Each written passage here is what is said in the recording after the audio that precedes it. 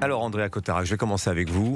Porte-parole du Rassemblement National, on dit que c'est municipal, c'est en deux vainqueurs. La France Insoumise, percée inattendue, disait-on, et le Rassemblement National qui s'enracine un peu plus. Et puis il y a peut-être deux gros lots à venir pour la semaine prochaine, dimanche prochain, Toulon, Lavalette qui est arrivé en tête, mais y a-t-il assez de réserves de voix? Et puis Nice aussi avec votre partenaire UDR, Éric Ciotti.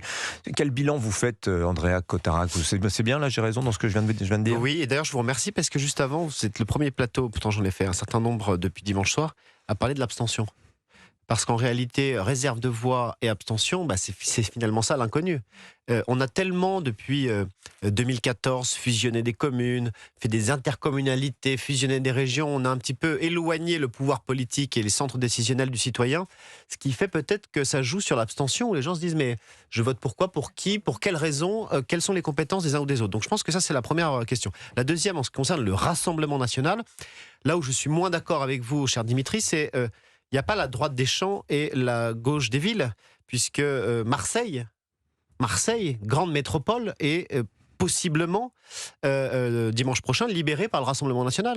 Nice, 5e ville de France, est possiblement libérée par le Rassemblement National et l'UDR. Vous avez dans la métropole de Lyon, chose qu'on a moins commentée, parce que c'est une collectivité territoriale à statut particulier, le RN fait des scores à 2 chiffres, oui. Et même plus haut dans le nord, vous prenez le cas de Lens, la métropole de Lens, qui n'est quand même pas rien. Si le RN ne l'emporte pas, parce que les socialistes passent dès le premier tour, il y avait quasiment 2 listes, le Rassemblement National fait 46-47% dans une métropole. Donc on voit que le RN est en train d'avancer et surtout de conforter les maires sortants. J'entendais la France Insoumise, la Manuel Bompard, j'ai eu Sandrine Rousseau sur des plateaux qui expliquaient que la gestion du RN est catastrophique. Bon, Hénin-Beaumont, 80% quasiment des voix.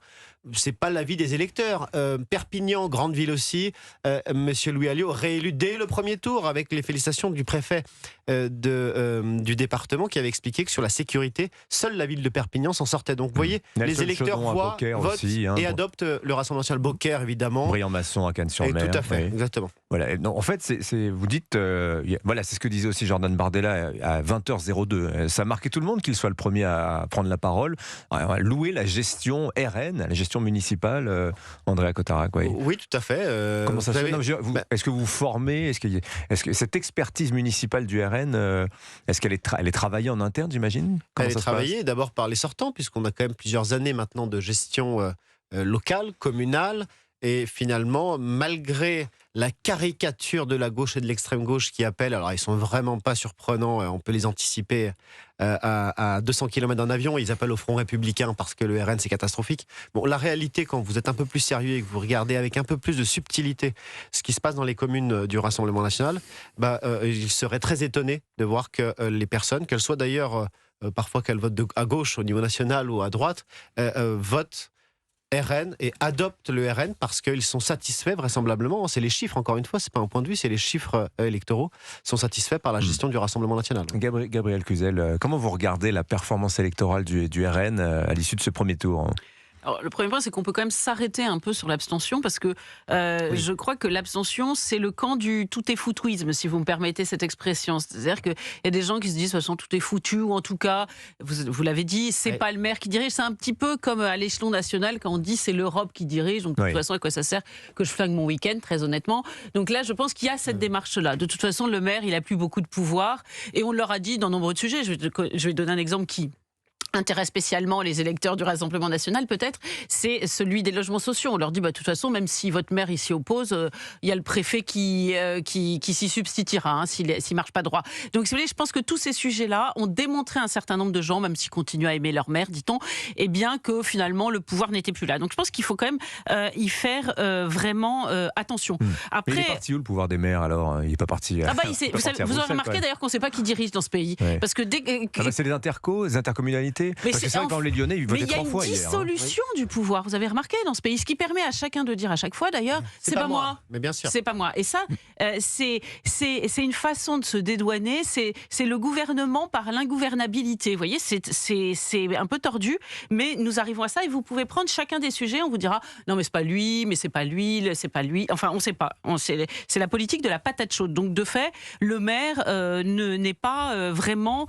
n'a pas les pleins pouvoirs pouvoir avec sa ville. C'est ainsi que le vivent ses administrés. Et pour le reste, oui, il y a quand même des coups de tonnerre, à la fois peut-être, enfin j'imagine quand même quelques déceptions du côté du Rassemblement national, mais quelques coups de tonnerre parce que Marseille, Nîmes qui pourrait tomber dans l'escarcelle, on n'en a pas parlé, mais du Rassemblement national, c'est quand même une ville de taille importante. Donc c'est vrai, vous avez raison, à la fois il continue à y avoir cette analyse très Christophe Guilluy, lui, hein, d'ailleurs Vincent Trébollet en a parlé ce matin, c'est-à-dire les classes moyennes ont été repoussées vers l'extérieur. C'est la France périphérique. Hein, exactement, voilà, la France périphérique, et puis dans les grandes métropoles, on retrouve à la fois l'élite bobo et puis les populations issues de l'immigration qui viennent servir de domestiques aux élus bobos, c'est-à-dire que le logement social a remplacé la chambre de bonne.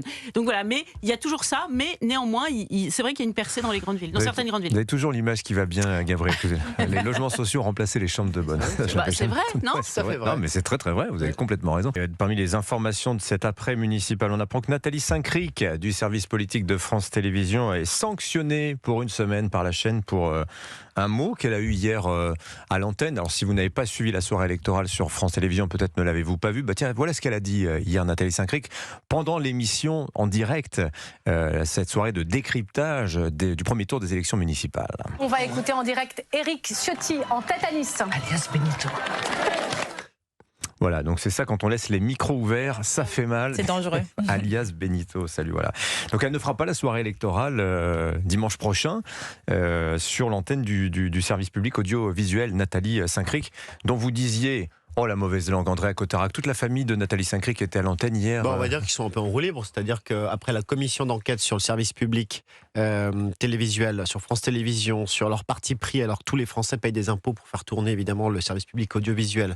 Après avoir vu sur les réseaux sociaux que toute sa famille était aussi sur les plateaux de télévision hier à commenter, donner des leçons. Là, on dépasse les leçons et les cours magistraux. Là, on part dans l'insulte. Et finalement, voilà, derrière ces sourires chics, on voit que c'est une petite Staline médiatique. Voilà, c'est Nathalie Saint-Cric. Ah oui, d'accord, vous y allez fort. Je ne veux pas faire le poète sur votre plateau, mais la réalité est là quand même. Hein. Elle est suspendue pendant une semaine. Oui. Je ne sais pas si d'ailleurs c'est assez sévère, compte tenu de l'insulte qu'elle a fait à la fois Éric Ciotti et à la fois à plus de 40% des électeurs de Nice quand même. Parce que là, elle insulte la démocratie, cette dame. Socialiste. Fascisation immédiate d'Éric Ciotti. Oui. Benito, vous avez bien compris de qui il s'agissait. On est avec Michael qui nous appelle d'Île-de-France, Boulogne-Billancourt. Bonjour Michael. Bonjour Dimitri. Oui, si vous me permettez une parenthèse, Dimitri, sur Nathalie Saint-Cric, c'est la première fois depuis plus de 20 ans que je ne regarde pas France Télévisions pour une émission, pour une élection municipale, par rapport à leur non-objectivité, et l'incident d'hier m'a donné raison que j'ai bien fait de regarder une autre chaîne. Alors, et vous avez regardé CNews évidemment.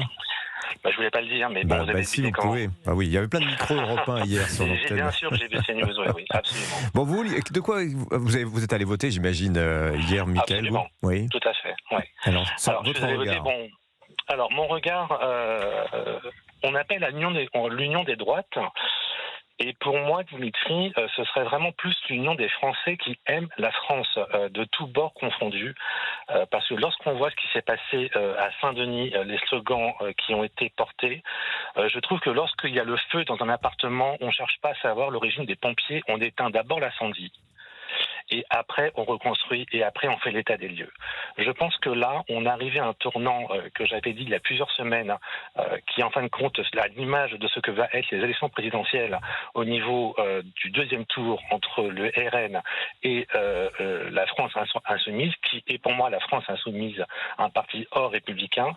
Et donc, je pense qu'au-delà des Français, au-delà de la réunion des droites, il faut tous faire en sorte, dans un premier temps, d'empêcher effectivement que les images et que l'exemple de Saint-Denis ne se réitèrent la semaine, le prochain vote, Dimitri. Et après, reprendre nos billes, reprendre les cartes, mais là, je pense qu'il faut éteindre l'incendie et que ce soit de tous les Français, de toute origine et de toute idée confondue, fassent en sorte d'arrêter ce début d'incendie qui pourra être irrattrapable. Une fois que quelque chose est brûlé, c'est brûlé, ça ne peut pas revenir. Merci Michael de votre témoignage ce matin sur l'antenne d'Europe 1. Vous n'hésitez pas.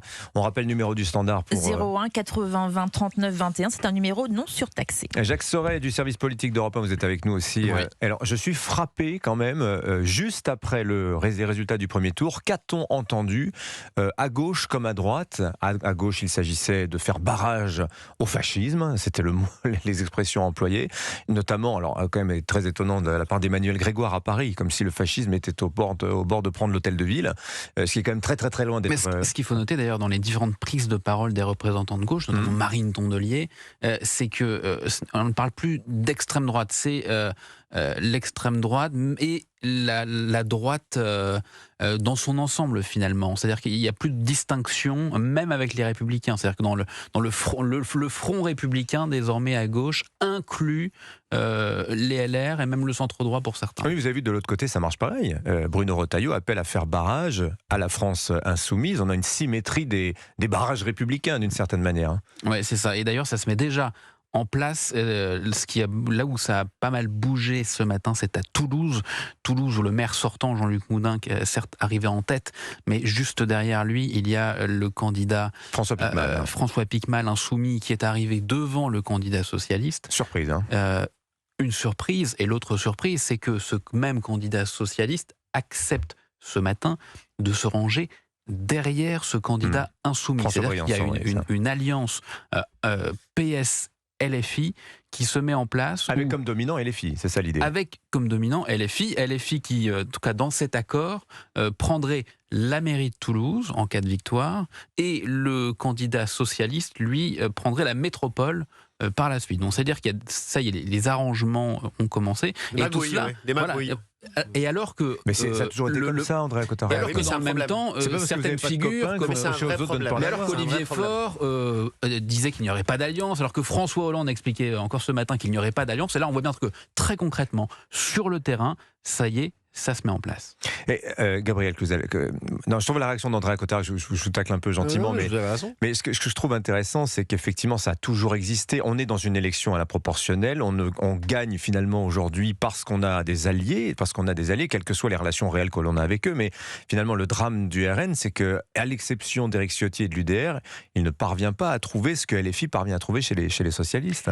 Écoutez, oui, alors c'est vrai que sans doute André Cotard ne sera pas d'accord avec moi, mais je trouve que pour beaucoup d'électeurs, le spectacle d'une droite, alors moi je veux bien qu'on ait des débats sémantiques, c'est pas la droite, mais enfin convenons qu'il y a des gens qui sont attachés à la sécurité, la lutte contre l'immigration, l'ordre dans ce pays, un avenir pour leurs enfants sans qu'ils se fassent agresser, et le retour de la souveraineté. Je sais pas si peut-être que des gens veulent pas appeler ça la droite, appelons ça autrement, je sais pas comment, mais ces gens-là pourraient s'unir. Alors je dis que André Cotard va pas être d'accord avec moi, mais j'en aurais autant au sujet des LR qui disent ah oui, on n'est pas d'accord sur la réforme des retraites. Alors je vous explique les gars, la réforme des retraites, ça fait vraiment figure de sexe des anges quand les Byzantins, vous voyez, étaient assiégés. Parce que là, c'est pas le sujet, la réforme des retraites. La réforme des retraites, c'est de l'avoir. Je dirais c'est un cache-sexe, c'est un prétexte. Mais bien sûr que c'est un prétexte. Enfin, je veux dire, une crise économique, on s'en remet, quand bien même ils seraient pas d'accord sur l'économie.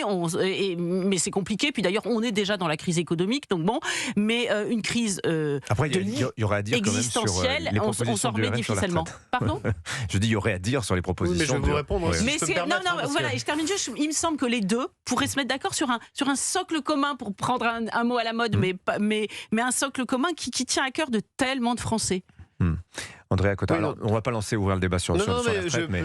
Très simplement, d'abord, je constate une forme d'accusation dans le débat, puisque vous l'avez dit tout à l'heure, on traite tout le monde de fasciste. Donc, même Ruffin était considéré comme un fasciste à la fête de l'humanité. Là, le maire PS sortant de Saint-Denis était aussi considéré comme un fasciste. J'ai eu Marine Tondelier et Sandrine Rousseau qui expliquent que la droite extrême de Laurent Wauquiez, etc., sont des fascistes. Bon, la réalité, c'est qu'entre le Rassemblement National et Europe Écologie Les Verts, ceux qui ont une alliance avec Laurent Wauquiez, c'est Europe Écologie Les Verts. Parce que je rappelle qu'ils ont retiré leur candidat pour faire élire M. Wauquiez contre le Rassemblement National. Donc nous, on n'a pas fait d'alliance. Par ailleurs, pour vous répondre, moi j'ai un appel aux électeurs. Je prends le cas de Nîmes, par exemple. Le RN est en tête. Vous avez ensuite un communiste juste derrière et deux listes de droite qui se suivent.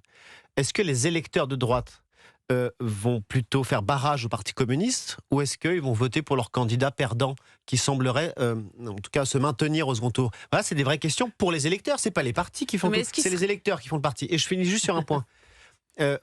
Vous avez dit, on peut quand même faire des alliances sur le fait qu'on est contre l'immigration. Oui. Mais M. Retailleau a validé le pacte des migrations qui a pour objet de répartir les migrants dans nos communes. Bon, nous, on est opposés. Lui, il est pour.